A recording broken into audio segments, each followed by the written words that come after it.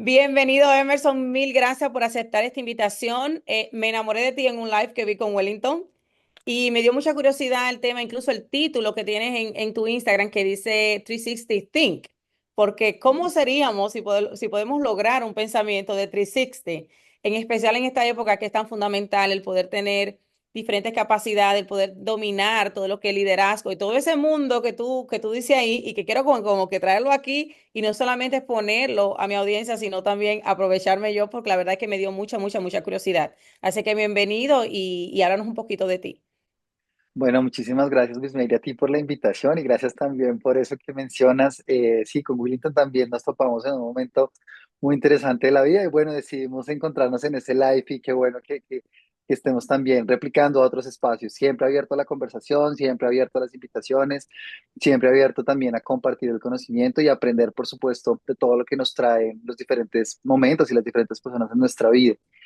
Think 360, para responder como esa primera pregunta, nace de una necesidad identificada en torno a mi experiencia profesional y laboral y que me lleva justamente a generar un camino de independencia frente a muchos aspectos. Think 360 tiene como un concepto general pensar alrededor de todos los mundos posibles, es decir, tratar de anticiparse a las situaciones, pero también entendiendo que existe una lógica de flexibilidad. Muchas personas, digamos, cuestionan el hecho de 360 por llegar al mismo punto. No, no necesariamente hay que cuestionarse por llegar al mismo punto. A veces no hacer cosas, a veces llegar justamente a ese mismo punto es volver a empezar y es perfectamente válido. Y tiene que ver justamente con parte de la filosofía de Think y es que a veces simplemente vamos en piloto automático, que también lo hablábamos en otro espacio, y es vamos en ese piloto automático pensando que siempre hay que ir hacia adelante y a veces no, a veces hay que parar y volver a empezar, a veces hay que mirar hacia atrás. Y esto, digamos, hace parte, pues no solo, digamos, de esta historia laboral y personal perdón, laboral y profesional que te comento, sino también desde una perspectiva de lo personal. Ya habrá tiempo poco para conversar sobre eso.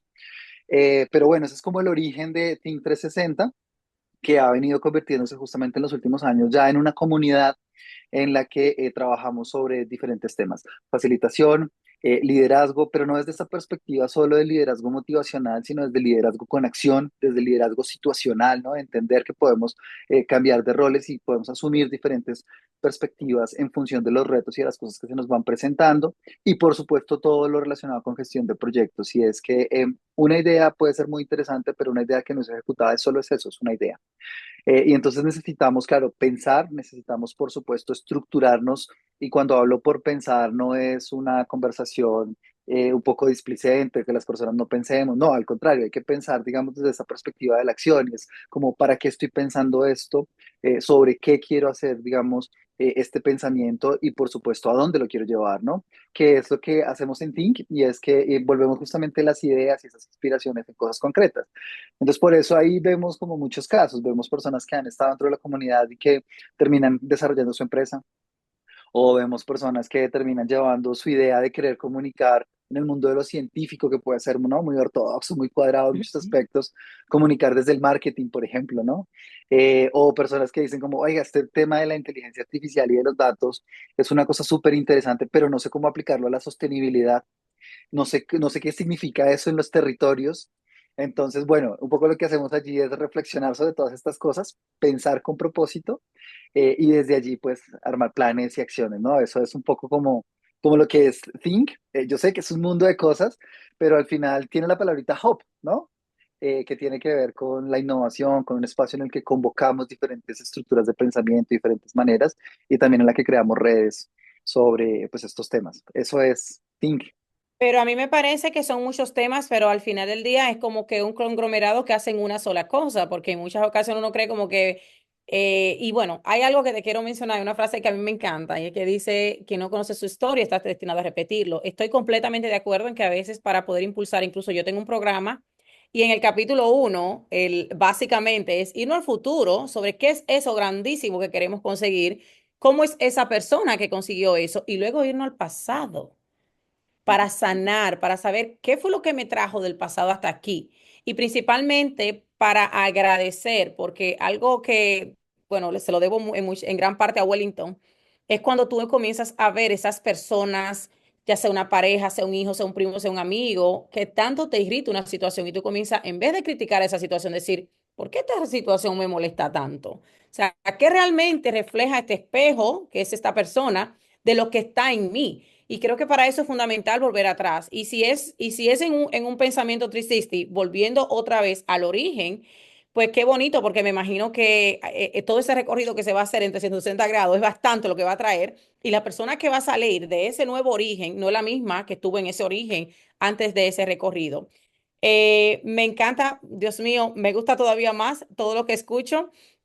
Y quiero preguntarte, en el contexto del liderazgo, ¿cómo tú manejas lo que es la resistencia al cambio?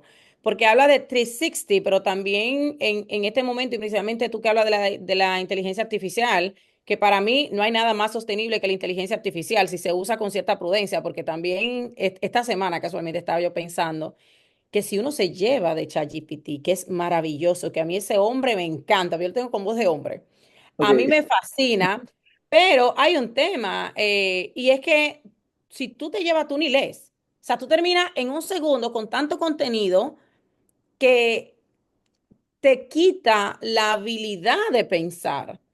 Entonces también es algo que tenemos que utilizar como, yo pienso que tenemos que utilizarlo de una forma muy consciente, aprovecharnos, porque también no evita de pensar, pero a la vez también nos da tiempo, porque no es lo mismo crear un email con un ChatGPT que en 5 segundos está escrito, a tú tener que escribirlo de cero. Y cada día va a ser más difícil para nosotros simplemente, genuinamente salir solamente de lo que está en la cabeza, pero también nos da tiempo y eficiencia en cuanto a todo el día a día, que también eso se refleja en tiempo para la familia, en tiempo para nosotros, en tiempo para invertir en otras cosas que son de más calidad, que nos llevan al tema de la plenitud.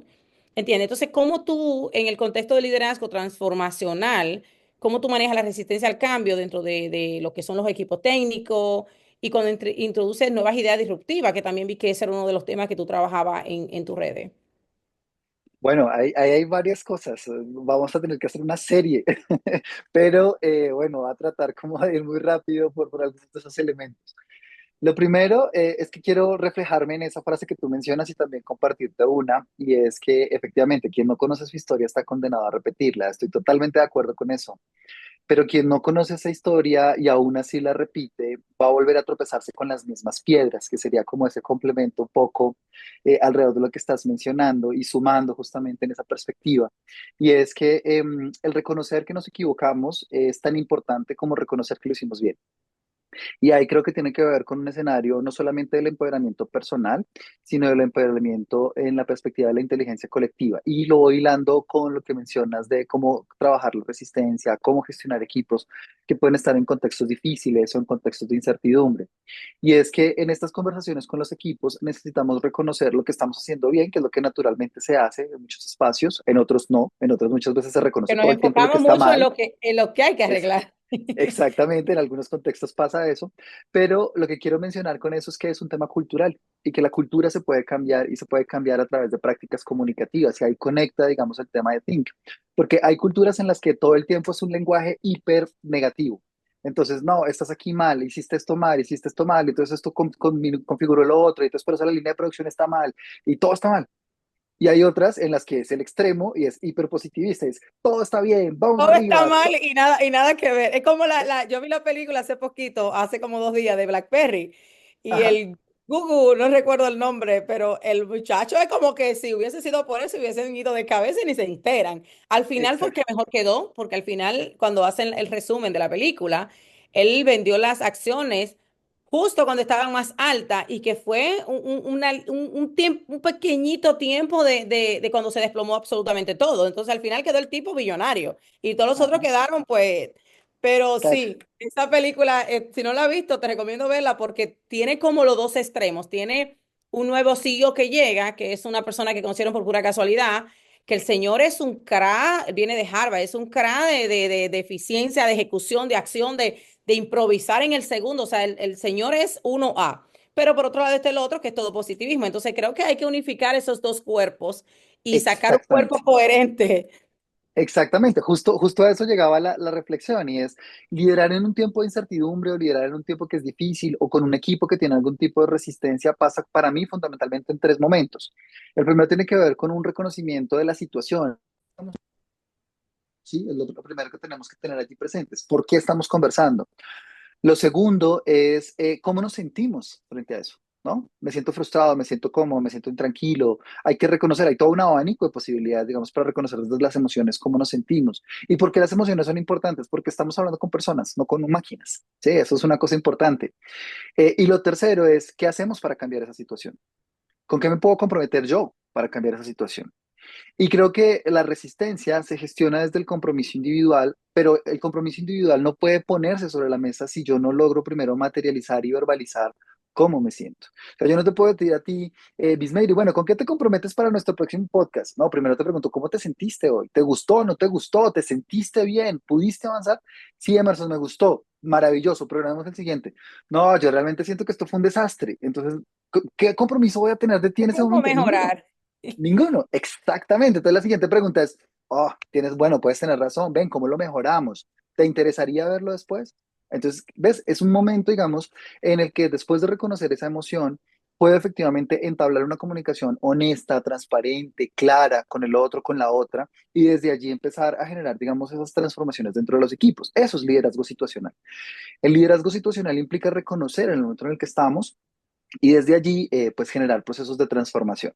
Y quiero cerrarte este pequeño bloquecito antes de que me hagas la siguiente, digamos, parte de la conversación y es el tema de la IA.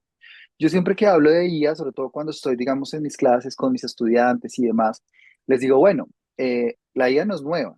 La IA, digamos que ya lleva un par de años en lo público, pero la IA se viene desarrollando desde hace Sí, muchísimo tiempo.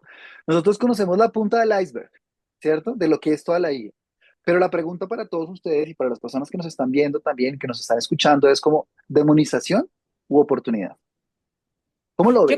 yo creo que para mí es una oportunidad poderosísima. Ahora, es como todo, es como, yo pienso que es como el tema del networking. Yo no soy muy de networking porque yo pienso que el networking no se hace de forma correcta. Es una completa distracción. Estás de una reunión en otra cuando tú pudieras estar en tu casa con una libreta y un lapicero construyendo una estrategia para mejorar y realmente va a impactar. Ahora, que de vez en cuando también hay que como que romper ese hacer, porque algo que, déjame decirte que yo le celebro a la humanidad y me siento feliz de pertenecer a esta época de la vida es que hoy en día nosotros tomamos tanto en cuenta la parte espiritual, tanto en cuenta la parte del ser, tanto en cuenta la parte de la plenitud.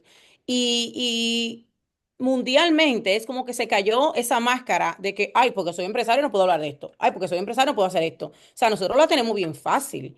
Porque Ujú. ahora mismo uno puede ser uno. Tú puedes ir y tomarte un trago social y sacar la foto tomándote un trago, tomándote un cigarro en una página de negocio.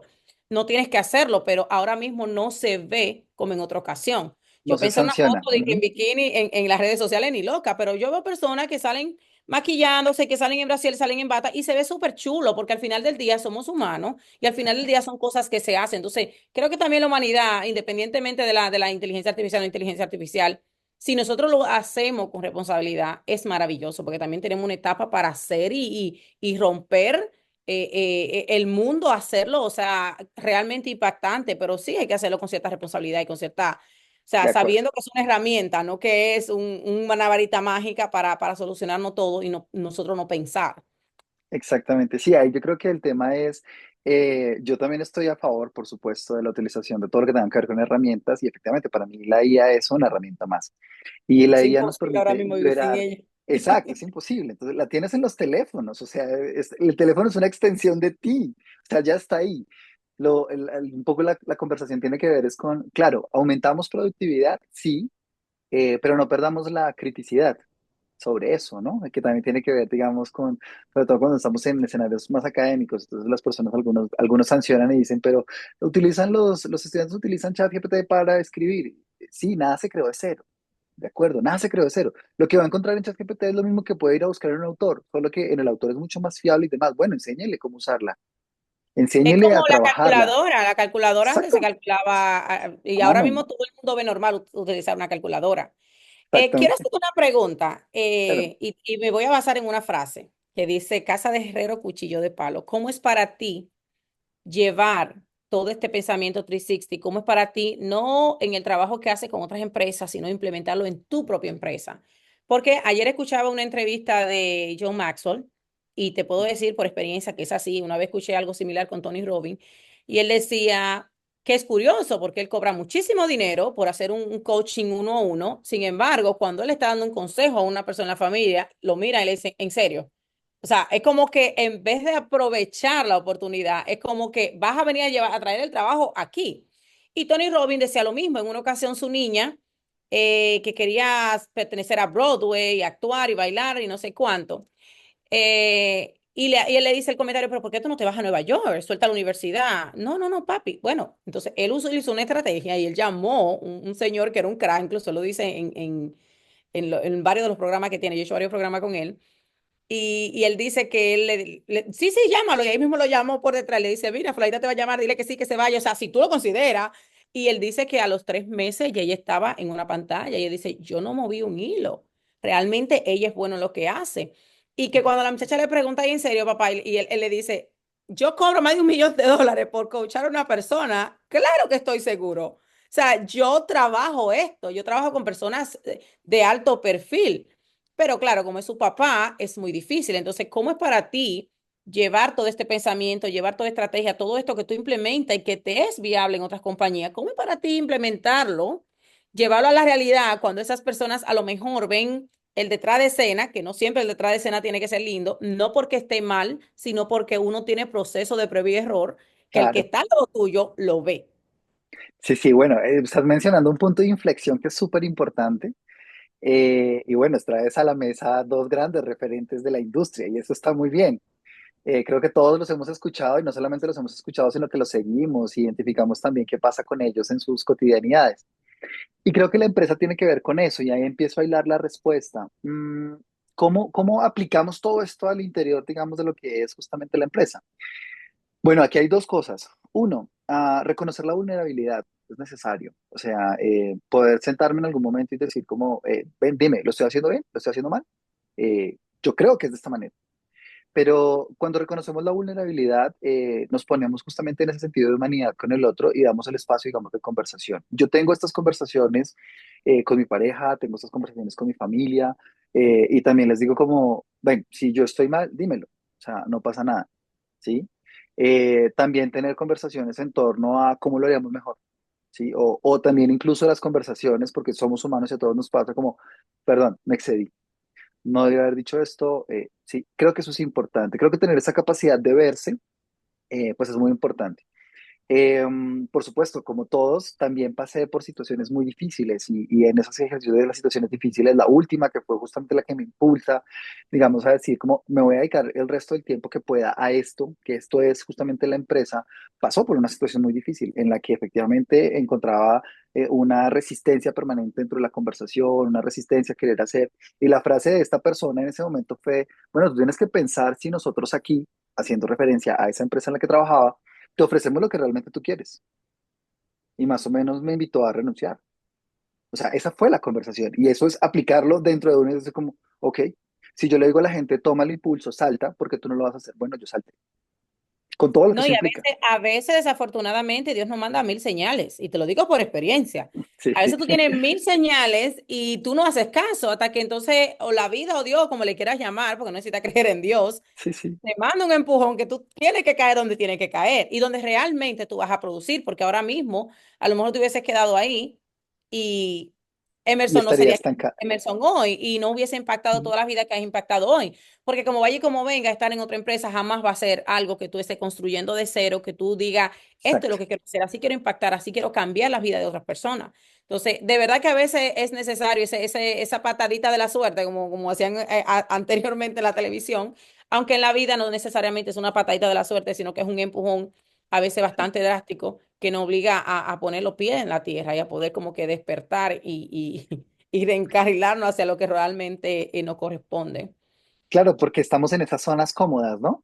Entonces, me levanto, tengo mi trabajo, voy a la oficina o a donde tenga que trabajar, trabajo un par de horas, me tomo el café, después salgo a almorzar, después regreso, trabajo y en teoría pienso que eso es la vida porque llego a las 5 o 6 de la tarde a estar con mis hijos o llego a las 5 o 6 de la tarde para estar con mi esposa, mi esposo, lo que sea, o con mis amigos en el cine, donde esté. Y la vida se nos va en eso, se nos va en una rutina. Y como estamos en esa rutina y estamos en una zona cómoda, porque alrededor, digamos, de esa zona cómoda, tenemos un ingreso y ese ingreso nos permite tener una carga aspiracional sobre esa vida que nosotros queremos construir, pues decimos, no hay problema. Pero, y cuando llegan como las tensiones dentro de eso, decimos como, ay, no, me la aguanto. ¿Por qué? Porque pues necesito trabajo, porque necesito seguir manteniendo esa tarjeta de crédito que uso, porque necesito seguir manteniendo el estilo de vida que tengo.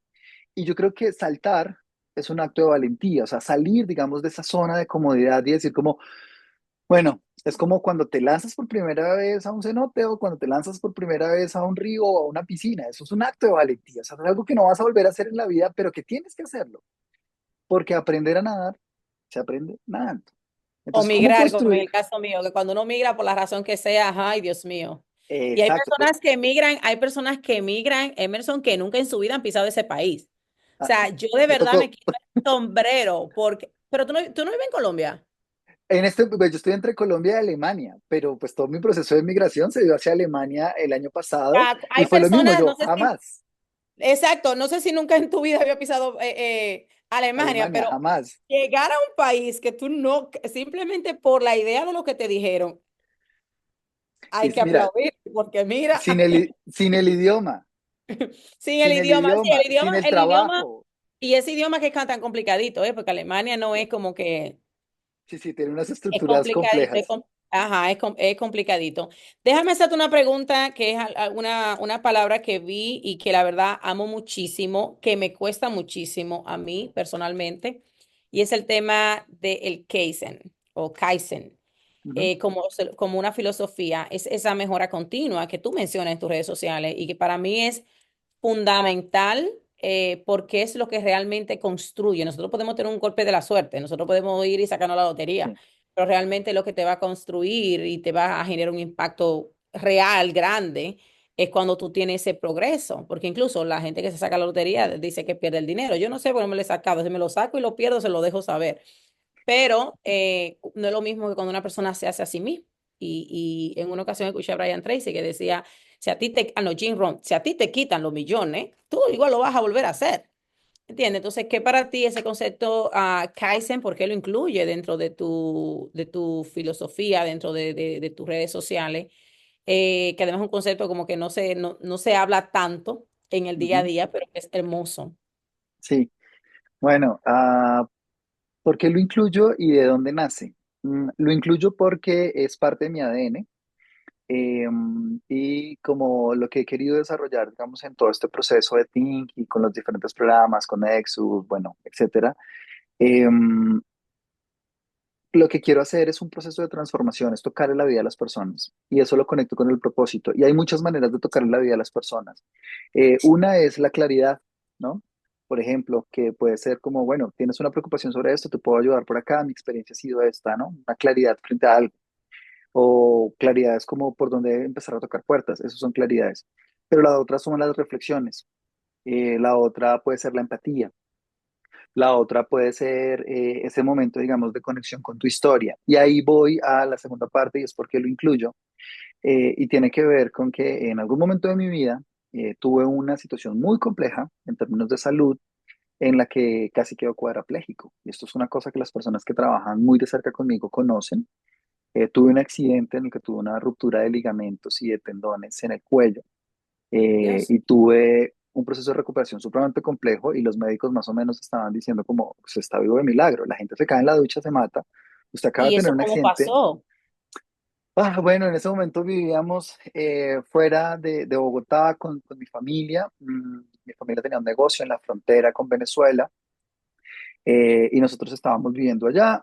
Para hacer muy corto el cuento, había un proceso de remodelación en uno de las bodegas y de los locales al lado de donde nosotros teníamos el negocio. Ellos sacan sus estantes de madera, ¿cierto? No los aseguran, pasa un carro, hay vibración en el suelo, el estante cae, yo estoy ahí, las tablas me pegan en el cuello, eh, tuve la ruptura de los tendones, entonces yo siempre digo que es como, quedas como los perritos de los taxis, no sé si algunas veces los viste, que es la cabecita del perrito moviéndose así en el taxi. Bueno, yo quedé así, o sea, quedé así. En ese momento pues para mí es un cambio de vida totalmente. Yo tenía 13 años, entonces ese momento, digamos, de la juventud, de salir con tus amigos, de ir a jugar lo que fuera. A mí no me gusta el fútbol porque aparte soy pésimo, malísimo en eso. Entonces, pero el hecho de salir, de compartir, yo no lo tuve. Y en ese momento me dediqué justamente a estudiar. Y cuando me dedico a estudiar y cuando empiezo a mirar como otras cosas, de ahí saco lo ñoño, digo yo, ¿no? De estudiar tanto.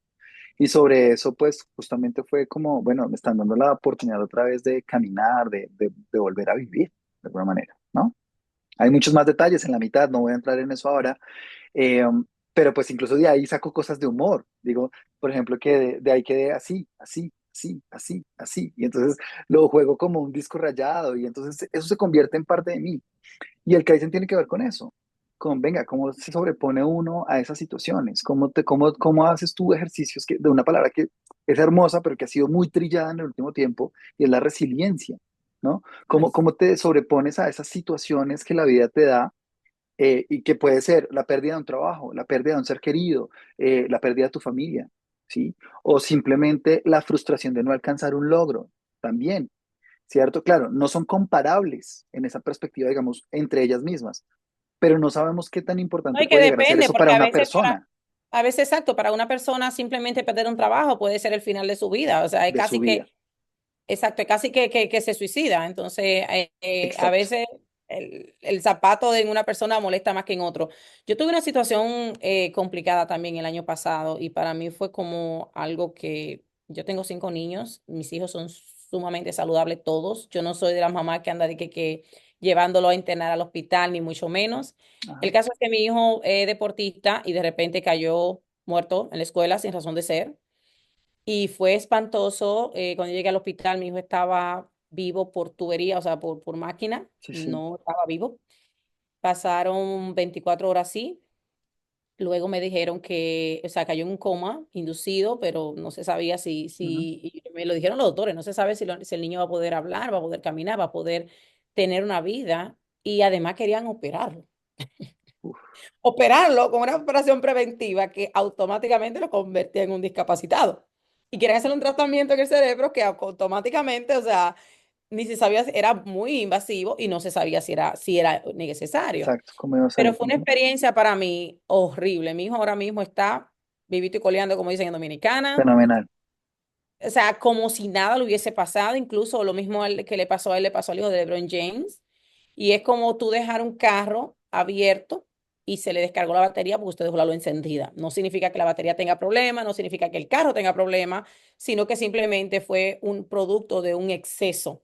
Pero sí te puedo decir que hay cosas, yo soy súper productiva y el año pasado yo duré como 8 meses que no trabajaba, que me Ajá. levantaba y trabajaba con los clientes porque yo tenía, o sea, siempre he tenido varios eventos y trabajaba con los clientes, pero le cogí como una fobia, como que hasta hablar, porque me quedé en la casa, yo soy muy de trabajar, trabajar, trabajar, y me quedé mucho en la casa, cocinaba, no sé qué, y fue algo bien fuerte. O sea, por eso cuando me dijiste del accidente, no sabía del accidente, y por eso te digo que ahora mismo yo me siento tan feliz y tan orgullosa de la humanidad, porque ahora mismo se permite ser Ujú. vulnerable, se permite quitarse esa máscara, se permite sacar cosas como esa a la luz y ayudan. Yo soy muy perfeccionista y sé que el perfeccionismo es un problema y en una ocasión escuché a Tony Robbins casualmente que hablaba de una anécdota de él y él decía incluso, yo no soy de levantarme a las 5 de la mañana. Y yo, pues yo creí que yo era la única que no me gustaba levantarme a las 5 de la mañana. Y después escucho el pastor de mi iglesia, que se llama Tony también, un señor súper exitoso. Voy a una iglesia que son miles de personas, que es un conglomerado de 5.000 iglesias, y él es uno de los líderes. Y tampoco se levanta a las 5 de la mañana. Sí, sí, Entonces, cuando uno escucha situaciones, pero que Emerson pasó por esa situación, y es que él se está volviendo loco porque se me un dedo. Entonces, sí, sí. ayuda a dejar, yo pienso, al que quiere, obviamente, pero le da a la persona información para decir, pero mira, Bismiri pasó por una situación con ese niño.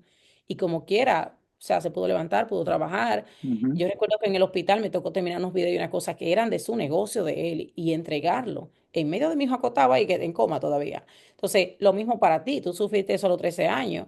Pudiste haber tenido una mentalidad de ponerte a pedir o de, Ujú. ay, la víctima del año, ¿entiendes? Y a Sí. pesar de eso que cogiste, comenzaste a estudiar, comenzaste a hacer otras cosas. Y creo que esas historias también ayudan muchísimo. Y le enseñan que uno es humano, le enseñan que uno también se cae, que uno también le pasan situaciones y que no solamente como que uno tiene una varita mágica y todo es perfecto, porque también una de Exacto, las y cosas que solamente se cree, soplar y ya. sí, Sí, una de las es cosas que que se cree, y por eso te hacía la pregunta de cómo es en tu en casa, o sea, casa. Ujú. en tu empresa. ¿Por qué? Porque a veces tú promueves algo y la gente cree que uno no tiene challenge. No, a veces lo que tú promueves es donde más challenge tú tienes. Y porque tú Exactamente. comienzas a superarlo, es que tú sabes la importancia que fue para ti. Ese challenge que tú tenías. Entonces tú sabes que hay personas también pasando eso y que tú puedes mejorarlo. Y que a lo mejor tú tienes un 20% más que esas personas, pero no eres perfecto.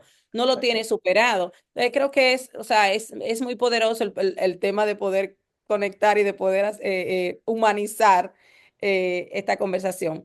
Déjame hacerte otra pregunta. Al tú pensar en lo que es el futuro de la tecnología y la sostenibilidad, ¿qué cambios radicales, de acuerdo con la ventana de Overton, crees que se Ajá. necesita empezar a aceptar para garantizar un futuro más sostenible, equitativo en el ámbito tecnológico? Bueno, una cosa que quiero cerrar de Kaizen antes de hablar de la ventana de Overton, es que Kaizen, Kai, ¿cierto? Cambio, Zen, bueno. Entonces, todo lo que te impulse a transformarte, ese, digamos, sería la descomposición de la palabra que por supuesto es japonesa y que representa la filosofía de muchas grandes empresas japonesas, justamente, ¿no? Entre esas Toyota, nada más y nada menos que Toyota. Entonces, bueno, creo que al final es eso, ¿no? Es como todo aquello que te cambia, transformarlo en algo bueno. Eso es el Kaizen, en resumido, ¿no? Frente al tema de la ventana de Overton, bueno, y ahí digamos que, Déjame hacerte una sí, pregunta de Karen, ya que la mencionas. Una persona que este concepto no le sea familiar, que no ajá, lo aplique, ¿cómo podemos aplatanarlo y llevarlo a un tema práctico? ¿Cómo una persona puede empezar a introducir lo que se Kaizen en su vida y beneficiarse ajá. de ello? Listo. Lo primero es que todo es perfectible. ¿Qué traduce eso? No hay un proceso, digamos, complejo, sino hay un concepto de un hábito y de una idea, ¿cierto? Todo puede optimizarse, todo es susceptible de mejora. Incluso nuestra conversación es susceptible de mejora, ¿sí? Entonces, ahí hay una cosa clarísima. Y lo segundo que podría, digamos, recomendar allí son 6 principios, pero me voy a quedar con esos dos. Tiene que ver con eliminar el desperdicio.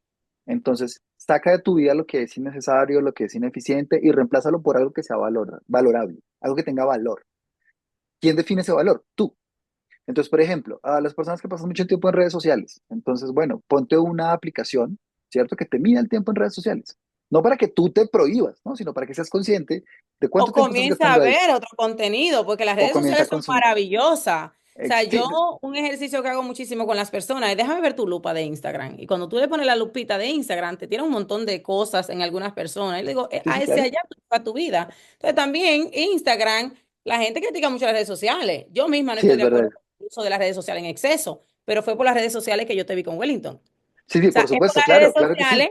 es por las redes sociales que tú ves unos posts que te vuelve loco. O sea, es por las redes sociales que tú ves un nuevo workshop que se va a estar Sí, por dando de supuesto. forma gratuita. O sea, las redes sociales son una herramienta maravillosa si tú la encaminas y le creas. Es como tú decir, yo quiero A, déjame hacer que mis redes sociales me muestre A. O sea, mis Exacto, redes sí. sociales, si yo las abro, lo único que me sale, Emerson, es decoraciones grandes ligas que yo se me cae la baba cuando la veo.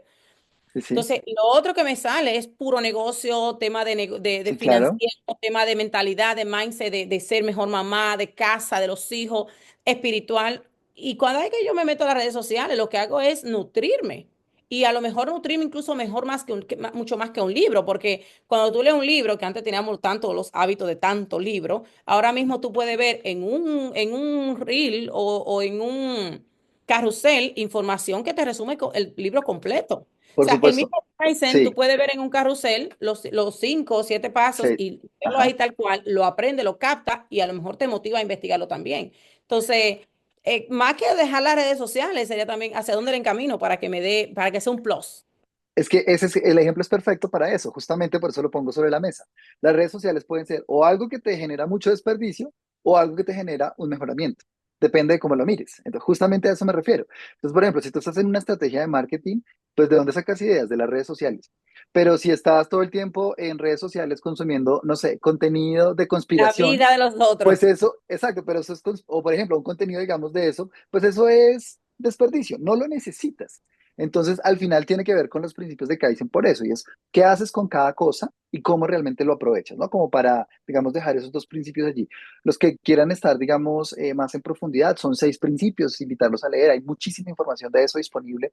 Eh, por ejemplo, todo el tema de resolver la causa raíz es súper importante, ¿no? Digamos que a veces tapamos los síntomas y no vemos las raíces del problema, que tiene que ver también, digamos, con esas emociones y con esas transformaciones. Te lo dejo ahí para conversar No, después de al nuestro contrario, espacio. te voy a hacer una pregunta, me voy a ir del tema y te voy a hacer una pregunta, porque el otro día estaba con Clara, que es de Metamorfosis, y yo le decía que yo pasé por una situación hace, qué sé yo, como 2 meses. Ujú. Emerson, yo no soy la persona más emocional del mundo en cuanto de que a ñoñería. No, yo soy Ajá, muy empática, soy que veo una gente y quiero como que salir y veo el problema como mío, pero no soy, nunca me vi como ñoña. ajá, De repente me siento como una niña de 5 años en un rincón, asustada, con miedo a que venga el cuco y se la coma, ok, literalmente. ok, ok, Y era un miedo que no era mental. O sea, mentalmente yo no me sentía triste, ni mucho menos. Era como ajá, mi alma.